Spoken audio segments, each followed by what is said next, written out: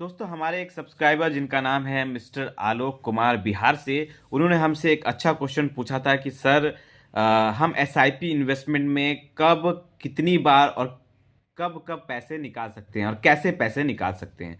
जब भी हमें पैसों की ज़रूरत पड़ेगी तो हम किस हिसाब से पैसे निकाल सकते हैं और कितना पैसा निकाल सकते हैं हम अपने एसआईपी इन्वेस्टमेंट से। कैसे, चाहे मैं ऑफलाइन पैसे निकालना चाहूँ या ऑनलाइन पैसे निकालना चाहूँ, दोनों ही तरीके बताइए मुझे। तो दोस्तों आलोक कुमार जी का हम सवाल का जवाब जरूर देंगे।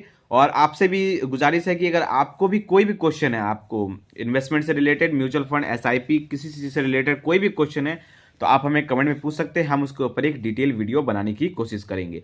तो आलोक कुमार जी का हम क्वेश्चन लेते हैं और बताते हैं कि कब कितनी बार पैसे निकाला जा सकता है। तो दोस्तों मैं सबसे पहले बता दूं कि एसआईपी इन्वेस्टमेंट में आप कभी भी पैसे निकाल सकते हैं, लेकिन दो तीन कैटेगरी के फंड है जिसमें पैसा लॉक रहता है, म्यूचुअल फंड में भी।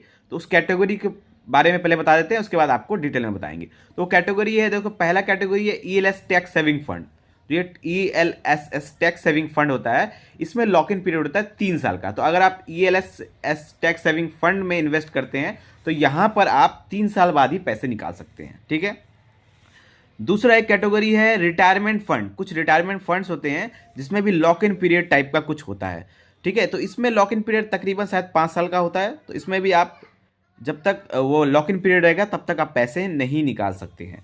और तीसरा है एक चिल्ड्रेन गिफ्ट फंड, जिसे हम CGF भी कहते हैं। तो ये जो चिल्ड्रेन गिफ्ट फंड होता है, इसमें भी लॉक इन पीरियड होता है 5 साल का, या जब तक बच्चा 18 साल का एज का ना हो जाए। तो ये जो कुछ दो तीन टाइप के कैटेगरी के फंड है, इसमें आप कुछ लॉक इन पीरियड होते हैं जिसमें आप तभी पैसे निकाल सकते हैं जब वो पीरियड खत्म होगा। लेकिन इसके अलावा जितने भी कैटेगरी के आप फंड में इन्वेस्ट कर, चाहे स्मॉल कैप, मिड कैप, चाहे कोई भी फंड में आप इन्वेस्ट करें, इसमें आप कभी भी पैसे निकाल सकते हैं। अगर आपने आज इन्वेस्टमेंट किया और आपको पैसों की ज़रूरत 2 दिन बाद पड़ती है तो आप 2 दिन बाद भी पैसे निकाल सकते हैं। अगर आपको पैसों की ज़रूरत 10 साल बाद पड़ती है तो आप 10 साल बाद भी पैसे निकाल सकते हैं। 20 साल बाद पड़ती है तो आप 20 साल बाद भी पैसे निकाल सकते हैं। मतलब इसमें कोई टाइम लिमिट नहीं है कि हाँ मैं इन्वेस्टमेंट इतने साल बाद निकाल सकता हूँ या इतने दिनों बाद निकाल सकता हूँ। कोई टाइम पीरियड नहीं, आप कभी भी पैसे निकाल सकते हैं। बस ये दो तीन कैटेगरी के जो मैंने बताया वो नहीं होने चाहिए, बाकी आप किसी भी फंड में, म्यूचुअल फंड से या एसआईपी से आप पैसे निकाल सकते हैं। अब पैसे कितने निकाल सकते हैं, इसका जवाब है आप कितने भी पैसे निकाल सकते हैं जितना आपके इन्वेस्टमेंट, आपका पैसा आपके म्यूचुअल फंड या एसआईपी में बना हुआ है। अगर आपने 1 लाख रुपए लगाया था, वो बन के अगर 1.5 लाख हो गया तो आप चाहे तो 1.5 लाख निकाल सकते हैं। आपकी मर्जी, आप 1 लाख निकाल सकते हैं। आपकी मर्जी, आप 1,25 निकाल सकते हैं, आप 50,000 निकाल सकते हैं। मतलब ये आपके ऊपर रहेगा कि आप अपने पैसों में से कितना पैसा निकालें। कोई इसमें रिस्ट्रिक्शन नहीं होता है कि हाँ भैया आप इतना पैसा निकालेंगे तो आपको आप इतना ही निकाल सकते हैं, ऐसा कोई लिमिटेशन नहीं होता है एसआईपी म्यूचुअल फंड में।